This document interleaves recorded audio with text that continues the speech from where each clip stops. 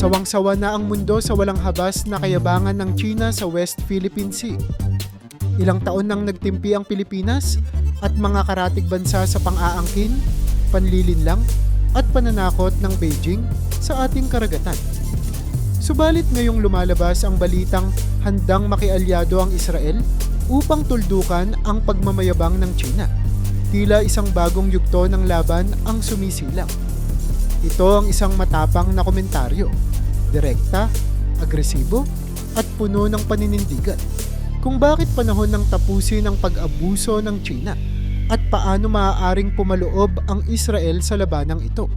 Mula pa noong iguhit ng China ang malawak nitong 9-dash line sa mapa, walang tigil ang pagkamkam nito sa mga teritoryong hindi naman kanya. Inangkin nila ang halos buong South China Sea, pati ang bahagi na eksklusibong nasasaklaw ng Pilipinas sa West Philippine Sea. Hindi nila iginalang ang ating Exclusive Economic Zone, EEZ. Hinaharang ang ating mga mangingisda at itinataboy palayo sa sariling pangisdaan. Nang manindigan ng Pilipinas at dalhin sa korte ang usaping ito, pinabulaanan ng Permanent Court of Arbitration, PCA, noong 2016 ang legalidad ng 90-dash line ng China at kinatigan ang karapatan ng Pilipinas sa sarili nitong EEZ. Subalit binaliwala lang ito ng China at tuloy-tuloy pa rin ang pang-aagaw nila ng mga isla at bahura na pagmamay-ari natin. Sa madaling sabi, nagnanakaw sila ng teritoryo at wala silang pakundangan kahit pa malinaw ng sinabing labag ito sa batas internasyonal. Bukod sa tahasang pag-angkin, naging eksperto rin ng Beijing sa paglalaro ng diplomasya para linlangin ang mga karatig bansa. Noong 2012, sa standoff sa Panatag Shoal, napapayag ang Pilipinas sa isang kasunduang sabay na pag-alis ng puwersa sa lugar sa pangungumbinsi ng isang honest broker na bansa. Ngunit ang nangyari, umatras ang Pilipinas habang ang China ay nagpaiwan ng palihim at tuluyang sinakop ang shoal. Isang traidor na paglabag sa napagkasunduan. Itinanggi pa ng Beijing na nagkaroon ng gayong kasunduan. Tanda ng kanilang duplicity o doble kara sa diplomasiya. Ganitong estilo rin ang makikita sa pakikitungo nila sa ASEAN. Magpapakita ng ngiti sa mga pulong at magkukunwaring bukas sa diplomatic negotiations. Ngunit sa likod nito'y palihim na pinalalakas ang kapit sa mga pinagtatalunang teritoryo. Kamakailan lang, matapos ang state visit ni Pangulong Marcos Jr. sa Beijing, kung saan nangako si Xi Jinping na idadaan sa diplomasya at di gagamit ng puwersa ang usapan sa maritime disputes. Agad namang nilapastangan ng China ang pangakong iyon. Isang barko ng Chinese Coast Guard ang nagtutok ng military-grade laser sa ating Coast Guard vessel sa Ayungin Shoal na nagdulot pa ng panandaliang pagkabulag ng ating mga tauhan. Ito ay kasunod lang ng ilang linggong pangakong mapayapang pag-uusap. Patunay na walang isang salita ang China at ginagamit lang ang diplomasya para paamuin sandali ang mga kapitbahay bago muli tayong siluin.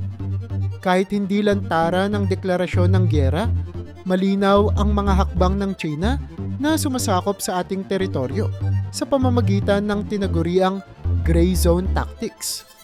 Ibig sabihin, gumagamit sila ng mga taktika ng pang-aabuso na pasilip-silip at hindi direktang armadong pag-atake upang iwasan ang lantad na digmaan pero unti-unting nakakamit ang kanilang layunin. Ilan sa mga ito ang pagsugod ng daan-daang Chinese militia vessels sa paligid ng ating mga isla at shoal na nagkukunwaring mga ordinaryong mangingisda pero sa totoo'y bahagi ng hukbong dagat ng China. Paulit-ulit nilang ginigipit ang ating mga mangingisda. Binubunggo ang bangka, tinataboy palayo sa pamamalakaya at binubugahan ng malalakas na water cannon para mapalayas sila sa sariling katubigan. Noong Agosto 2023, gumamit ang Chinese Coast Guard ng high-powered water cannon laban sa mga bangkang Pilipinong nagdadala ng supplies sa Ayungin Shoal na nagdulot ng pinsala at muntik ng ikalunod ng ating mga tauhan. Nitong huli, Pati laser weapon ay ginamit na nila tulad ng nabanggit sa Ayungin Incident. Ang mga nakabubulag na laser na ito ay tahasang ipinagbabawal sa protocol ng United Nations. Dahil sa panganib nito, ngunit walang pakundangan pa ring iniraharap ng China ang sandatang ito para sindakin ang mas maliit na bantay ng Pilipinas. Mahigit 200 beses na tayong nagprotesta sa ganitong klaseng panggigipit mula 2016 hanggang ngayon, ngunit baliwala pa rin ito sa kanila. Itinutulak ng gray zone strategy ng China na maubos ang pasensya at kapasidad natin sa kakaprotesta, habang sila ay tuloy-tuloy sa panghihimasok na parang cabbage strategy. Binalot na ang ating teritoryo ng kabi-kabilang presensya hanggang mawalan tayo ng lakas na tumutol. Ang mensahe nila, wala kayong magagawa. Unti-unti naming kinukuha ang sa inyo nang hindi kayo matutulak sa todo gyera. Isang kaduwagan at kalokohan na hindi natin dapat palampasin.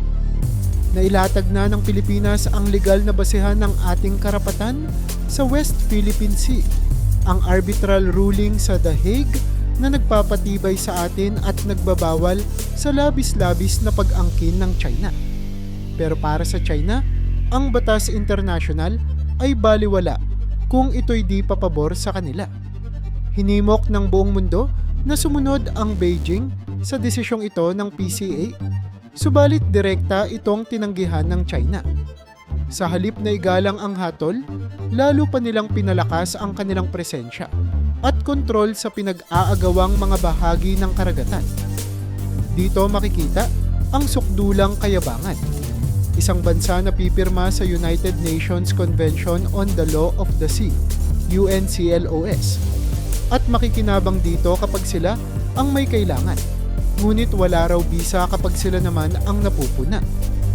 Ang ganitong ugali ay salungat sa lahat ng prinsipyo ng rule of law sa international na komunidad. Ang mensahe ng China, malaki kami at makapangyarihan, kaya kahit anong legal victory pa ninyo, itatapon lang namin sa basurahan. Hindi ba't nakakagalit isipin na sa kabila ng malinaw na pagkatalo nila sa usaping legal, patuloy pa rin ang paglapastangan ng China sa ating soberanya? Ang ganitong hindi pagsunod sa batas ay nagbabadya ng kaguluhan. Sapagkat kung walang respetuhan sa kasunduan at hatol, ang umiiral ay ang batas ng lakas, hindi lakas ng batas. Habang abala ang buong mundo sa diplomasya at usapang pangkapayapaan, palihim na nagtatayo ang China ng mga base militar sa loob mismo ng ating teritoryo. Sa loob ng ilang taon, ang dati mga bahura at maliliit na isla sa Spratlys, gaya ng Mischief Reef, Panganiban Reef, Subi Reef, Zamora, Fiery Cross Reef, Kagitingan, at iba pa, ay mabilis nilang nireclaim at pinatag upang maging mga artipisyal na isla. Kung dati ay mga tumpok ng buhangin at koral lang ang mga ito, ngayon ay mistulang mga syudad militar na. May mahahabang airstrip at paliparan para sa jet fighters. May mga radar at komunikasyon na kayang subaybayan ang kalahati ng Pilipinas. At may nakahandang missile platforms at artillery. Ibinungad ng mga satellite images at ulat ng intelligence na kumpleto na ang ilang base militar ng China sa West Philippine Sea. May mga pier at daungan para sa barkong pandigma, mga barracks para sa tropa, at mga storage facilities na posibleng taguan ng mga missile at bala. Ang mga lugar na dapat sana'y payapa at hitik sa yamang dagat ay ginawa nilang mga fortress na nakamisa at nakatutok sa atin. Masahol pa, ang lahat ng ito'y ginawa matapos mangakong hindi imimilitarisa ang mga isla. Isang pangako na binigkas pa mismo ni Xi Jinping noong 2015 sa harap ng mga lider ng mundo. Nasaan na ngayon ang pangakong iyon? Wala. Natuldukan na ng mga gusali at runway na pinatayo nila habang abala ang lahat sa iba pang issue. Itinaya ng China ang kapayapaan ng rehiyon kapalit ng kanilang hegemonikong ambisyon. At ngayon ay mayroon na silang mga unsinkable aircraft carriers sa gitna ng karagatan na handang gamitin sa oras na naisin nila. Ang malinaw, Ang militarisasyon ng China sa West Philippine Sea ay hindi na birong usapin kundi isang tahasang banta sa seguridad ng buong rehiyon. Kung dati ay palusot nila'y para raw sa civilian purposes ang reclamation, ngayon ay hindi na sila makapagtago. Mga base militar ang nakahambalang sa ating bakuran at bawat araw na lumilipas ay palakas ng palakas ang posisyon ng China na sakupin ang karagatang pagmamay-ari ng iba.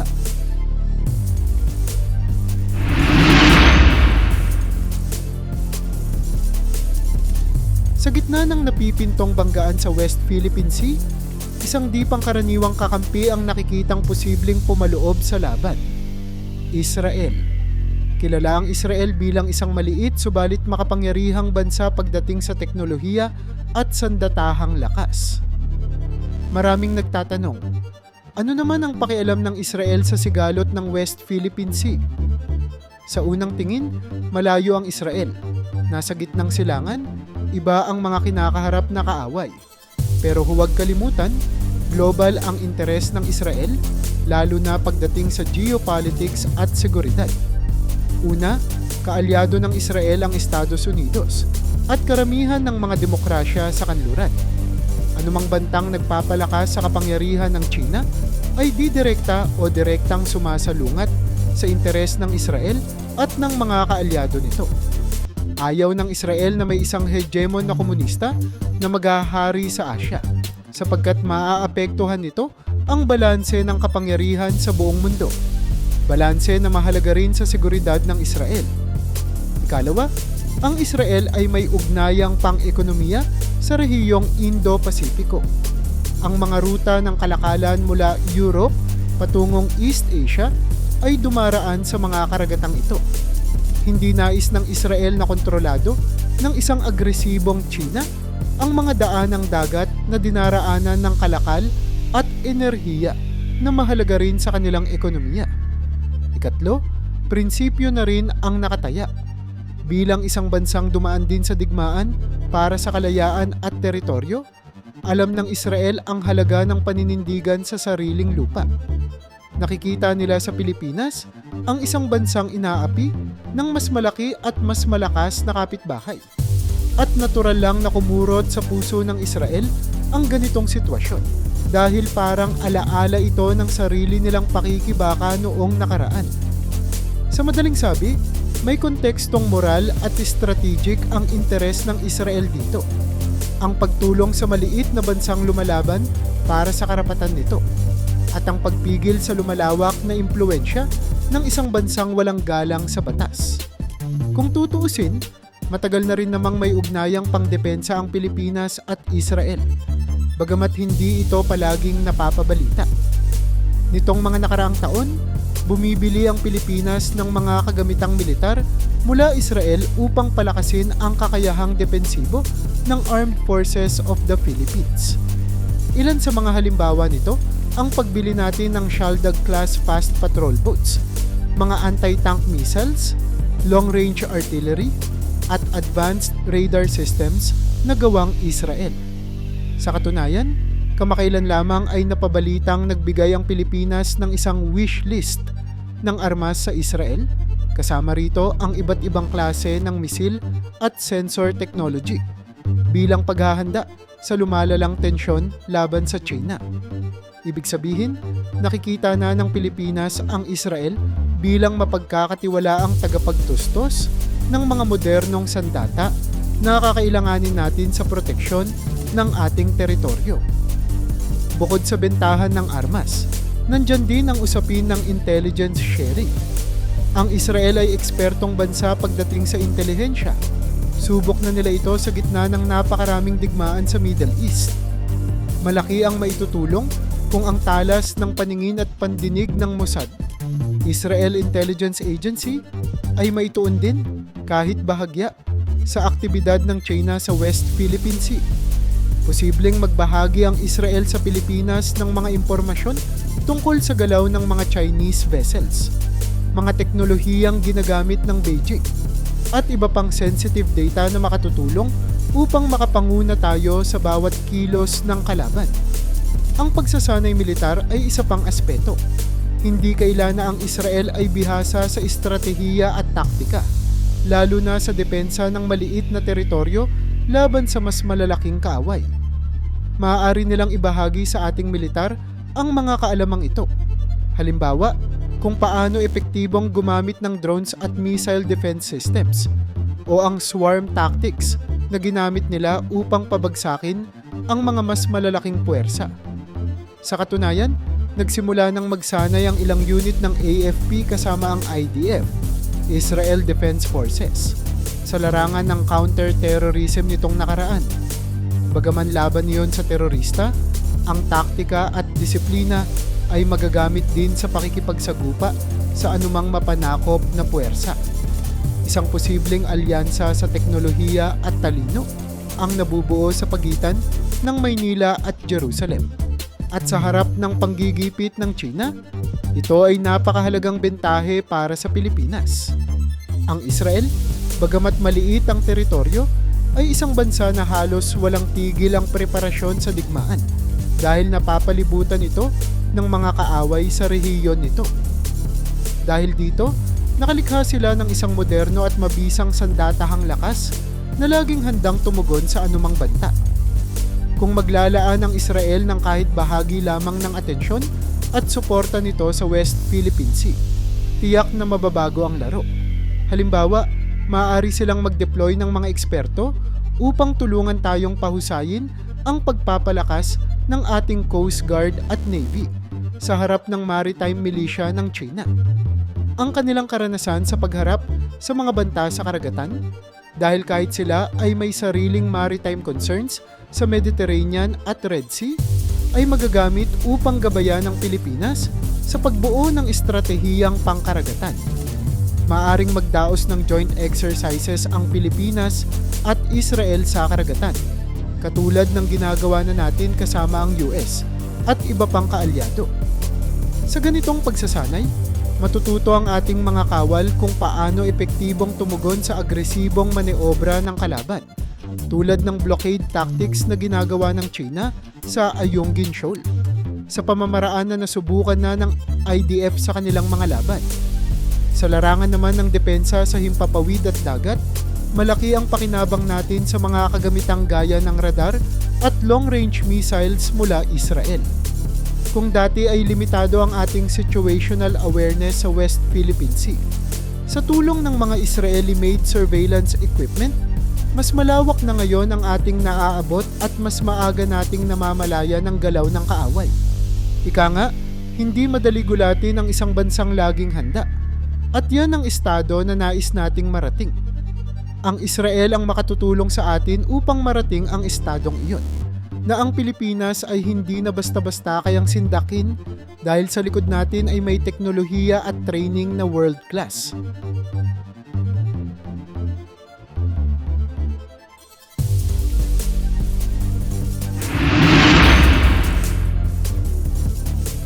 Madalas kapag naririnig ng karaniwang tao ang sigalot sa West Philippine Sea, iniisip ay simpleng away teritoryo lang ito. Kung sinong bansa ang may karapatang maglagay ng bandera sa aling isla. Pero ang totoo, higit pa sa teritoryo ang nakataya. Ang labanan dito ay tungkol din sa yamang dagat, langis at gas, at kinabukasan ng ekonomiya ng mga bansa sa paligid. Ang West Philippine Sea ay mayaman sa isda at marine resources na bumubuhay sa milyon-milyong Pilipino. Halimbawa, ang ating mga mangingisda sa Zambales, Pangasinan at Palawan ay sumasalalay ang kabuhayan sa huli nila mula sa mga bahurang ngayoy pinipigilan na nilang pakinabangan. Dahil sa ilegal na pagpasok ng libu-libong Chinese fishing vessels, kasama ang tinatawag nilang maritime militia, nauubos ang isda sa ating karagatan at nawawalan ng huli ang mga Pilipino. Ayon pa sa ulat, tinatayang 70 tiyan na sasakyang dagat ng China ang nagpaparoot pa rito sa South China Sea taon-taon. Marami roon ay nasa loob mismo ng ating EEZ. Isipin ang epekto niyan. Ang dapat sana ay para sa ating pagkain at hanap buhay. Nilalapa ng hanay ng China para sa sarili nilang pakinabang. Madalas kapag naririnig ng karaniwang tao ang sigalot sa West Philippine Sea, iniisip ay simpleng away teritoryo lang ito. Kung sinong bansa ang may karapatang maglagay ng bandera sa aling isla. Pero ang totoo, higit pa sa teritoryo ang nakataya. Ang labanan dito ay tungkol din sa yamang dagat, langis at gas, at kinabukasan ng ekonomiya ng mga bansa sa paligid. Ang West Philippine Sea ay mayaman sa isda at marine resources na bumubuhay sa milyon-milyong Pilipino. Halimbawa, ang ating mga mangingisda sa Zambales, Pangasinan at Palawan ay sumasalalay ang kabuhayan sa huli nila mula sa mga bahurang ngayoy pinipigilan na nilang pakinabangan. Dahil sa ilegal na pagpasok ng libu-libong Chinese fishing vessels, kasama ang tinatawag nilang maritime militia, nauubos ang isda sa ating karagatan at nawawalan ng huli ang mga Pilipino. Ayon pa sa ulat, tinatayang 17,000 na sasakyang dagat ng China ang nagpaparoot pa rito sa South China Sea taon-taon. Marami roon ay nasa loob mismo ng ating EEZ. Isipin ang epekto niyan. Ang dapat sana ay para sa ating pagkain at hanap buhay. Nilalapa ng hanay ng China para sa sarili nilang pakinabang. Bukod sa isda, nariyan din ang potensyal na langis at natural gas na taglay ng ilalim ng West Philippine Sea. Ang Reed Bank, Recto Bank, ay matagal nang pinaniniwalaang may malaking deposito ng natural gas na kayang tumustos sa pangangailangan ng Pilipinas sa enerhiya ng ilang dekada. Subalit imbes na magamit natin ang yamang ito para sa kabutihan ng bansa, hinaharang ng China ang anumang hakbang upang mahukay at mapakinabangan natin ang mga reserbang ito. Noong tangkaing makipag-ayos ang Pilipinas para sa joint exploration, ginamit iyon ng China bilang bitag upang paikutin tayo sa usapan. Pero sa dulo'y nais nilang kilalanin natin ang kanilang sobra-sobrang claim bilang kapalit, na syempre hindi katanggap-tanggap. Samantala, patuloy ang kanilang reclamation at dredging na sumisira sa mga korales at bahura na siyang nursery ng mga isda. Tinaya ng mga marine scientists na libu-libong ektarya ng coral reef ang nawasak dahil sa pagtatayo ng artificial islands at malawakang paghuhukay ng China sa dagat na nagdulot ng halos $100 bilyong na halaga ng pinsala sa marine ecosystem. Ang pagkasira ng bahura ay dagok sa reproduksyon ng isda, kaya't ang epekto nito ay tuloy-tuloy na pagliit ng huli ng mga mangingisdang Pilipino sa mga darating na taon. Sa madaling salita, ang pag-agaw ng China sa West Philippine Sea ay pag-agaw din sa kabuhayan at kinabukasan nating mga Pilipino. Hindi ito usapin ng pride lang sa teritoryo, kundi usapin ng lamantian at seguridad sa enerhiya ng buong bansa. Kapag hinayaan natin silang angkinin ang karagatan, hinahayaan din nating nakawin nila ang pagkain sa hapag ng bawat pamilyang Pilipino. At ang kuryenteng dapat sana'y magpapailaw sa ating mga tahanan sa hinaharap. Kaya't ang pagprotekta sa West Philippine Sea ay pagprotekta rin sa ekonomiya, kalikasan, at buhay ng susunod na henerasyon ng Pilipinas. Hindi maikakaila, sa likod ng mga pangyayaring ito ay naroon ang anino ng Estados Unidos at iba pang kanluraning bansa. Matagal nang may Mutual Defense Treaty, MDT, ang Pilipinas at Amerika, na nagsasabing kung sakaling armadong atake ang gawin laban sa atin sa Pacific, kabilang ang West Philippine Sea, ituturing itong banta rin sa Amerika.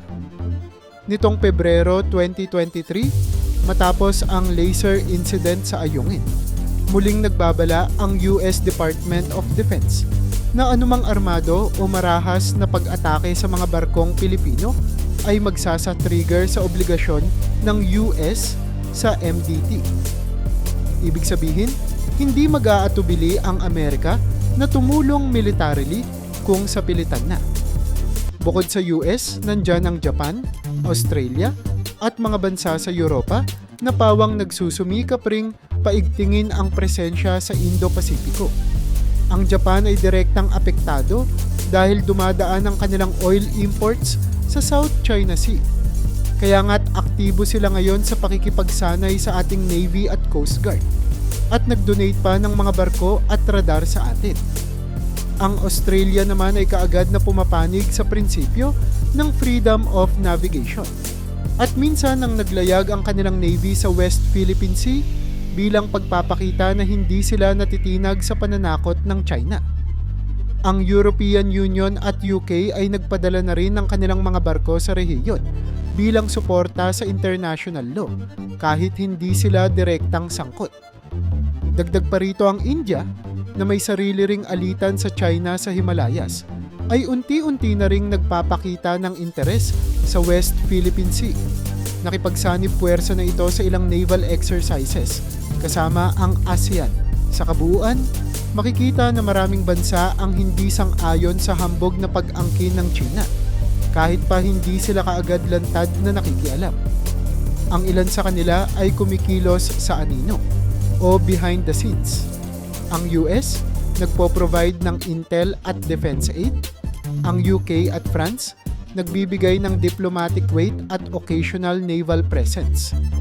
Ang European Union, sumusuporta sa mga legal na karapatan ng Pilipinas sa pamamagitan ng pahayag at resolusyon. Ito ang malaking game na nagaganap, ang China sa isang panig at ang network ng mga kaalyado, formal man o informal, sa kabila. Tayo, bilang nasa gitna ng sigalot, ay nakakapit sa mga bansang ito dahil alam nating sa labanan ng isang maliit laban sa higante, hindi kahinaan ang humingi ng tulong kundi talino. At sa kabutihang palad, nariyan ang Amerika at iba pa na handang tumulong. Hindi lang dahil sa pakikipagkaibigan sa atin, kundi dahil sa sarili rin nilang interes na panatilihin ang balanseng kapangyarihan.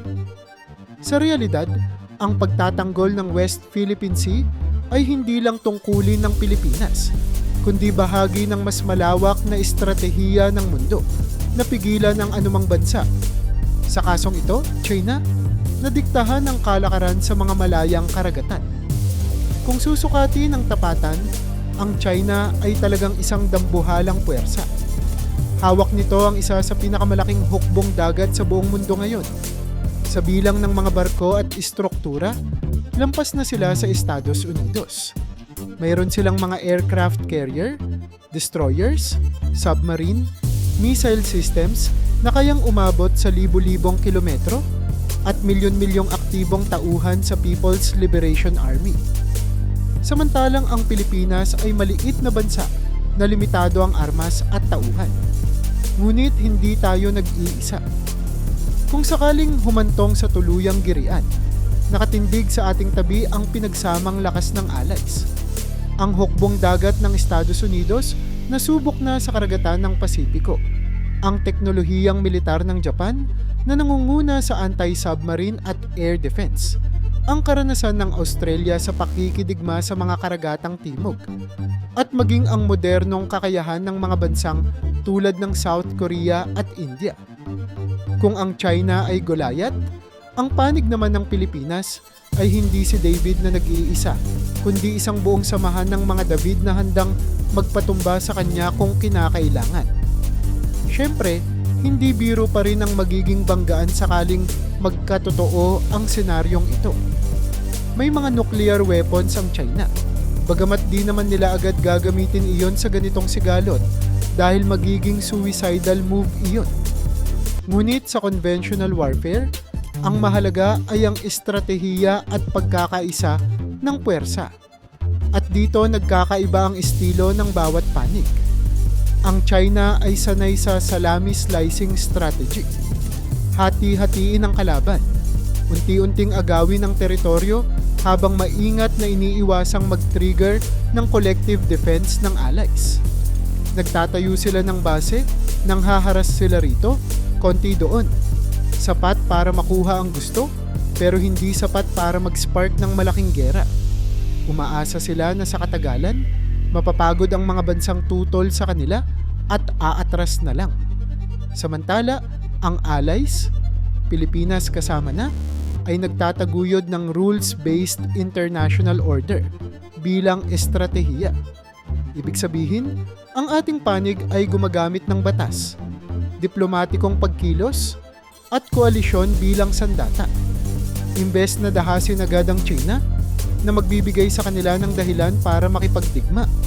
Idinulog natin ito sa korte noong 2016 at tayo'y nagtagumpay sa legal na paraan.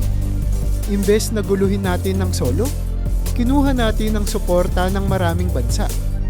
Ang mga Freedom of Navigation Operations ng US at allies ay patuloy na ginagawa upang ipakitang hindi kikilalanin ng mundo ang walang batayang pag-angkin ng China.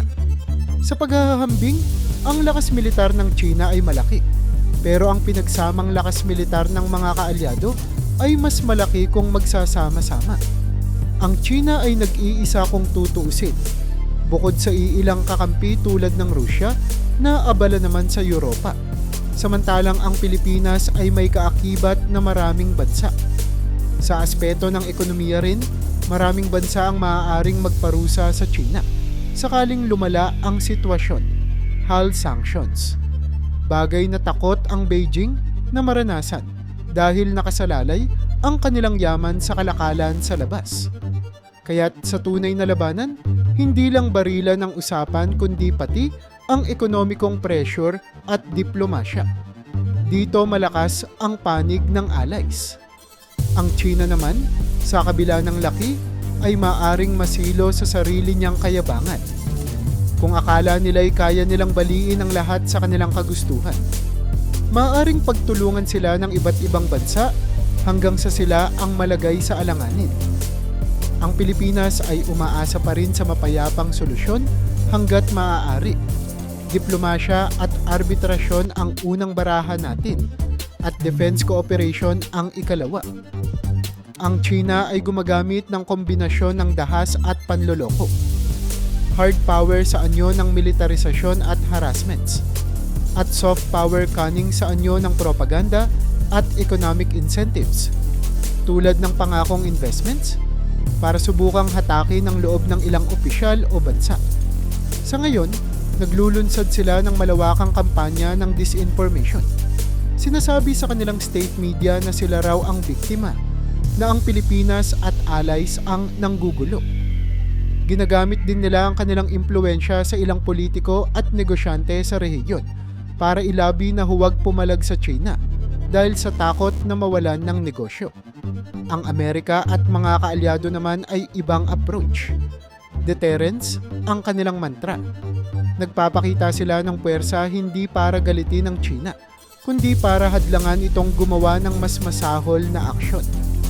Halimbawa, ang paglayag ng mga aircraft carrier ng US malapit sa lugar kapag may insidente ay para ipaalala sa Beijing na handa kami kung lalampas kayo sa linya.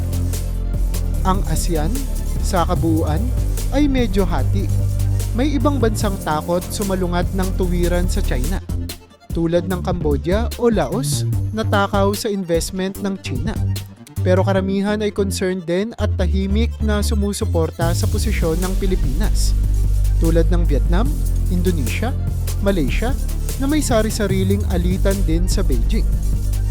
Kaya't ang estratehiya ng bawat bansa ay nagkakaiba batay sa kani-kanilang interes at kakayahan. Subalit sa huli, dalawa lang naman ang pagpipilian, sumama sa China o sumalungat sa China. Ang Pilipinas, malinaw ang pinili. Lalaban tayo para sa ating karapatan.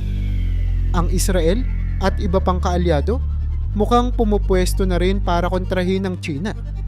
Ang hamon sa estratehiya ay paano mabibigyan ng leksyon ang China nang hindi nag-uudyok ng all-out war. Diyan umiikot ang pagpupursige ng lahat. Maximum pressure, minimum shooting. Pero kung pipiliin ng China ang barilan, wala ring dudang ang mga kaalyado ay papalag na rin ng lubos. Ganoon din sa China. Kung sakaling meron silang barkong lumubog at sundalong namatay, baka gamitin nila itong dahilan sa mas direktang atake. Ang mga senaryong ganito ay kinatatakutan natin. Isang maling kalkulasyon, isang padalos-dalos na hakbang, at baka sumiklab ang digmaan. At huwag nating isipin na ito'y limitado lamang sa Pilipinas at China. Kung magkagirian, mahahatak ang Estados Unidos. Dahil sa MDT, mahahatak ang Japan. Dahil tiyak na tutulong ito sa US. at posibleng pati ang Australia at iba pa. Sa puntong iyon, ang West Philippine Sea ay magiging sentro ng isang pandaigdigang labanan na kasing sidhi marahil ng mga nangyari noong World War II sa Pasipiko. Napakalaking panganib nito, hindi lang sa militar kundi pati sa ekonomiya.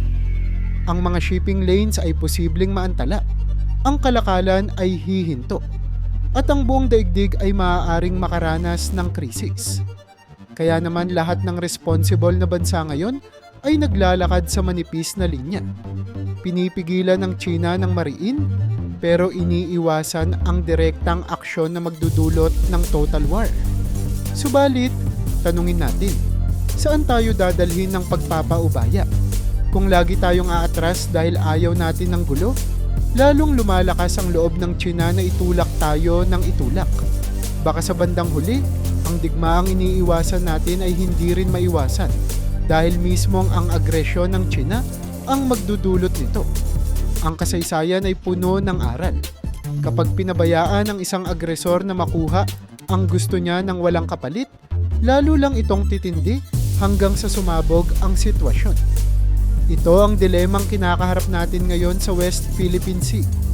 Ang pagpasok ng Israel at ng iba pang kaalyado ay maaaring isang paraan upang pigilan ang digmaan sa pamamagitan ng lakas at pagkakaisa. Ipakita sa China na kung itutuloy nila ang balak nila, ang katumbas ay kahindik-hindik na kahihinatnan para sa kanila. Sana'y mabulay-bulay ito ng Beijing, na ang kapayapaan ay mapapanatili lamang kung rerespetuhin nila ang karapatan ng Pilipinas at ng iba pang bansa, hindi kung ipipilit nila ang kanilang gusto. Kung hindi, maaaring hindi na talaga mapipigilan ang paghagulgol ng mga kanyon. At kapag nangyari iyon, walang panalo. Lahat talo. Pero kung pipiliin ng China ang landas ng kapahamakan, handa tayong harapin sila kasama ang ating mga kaibigan at kakampi.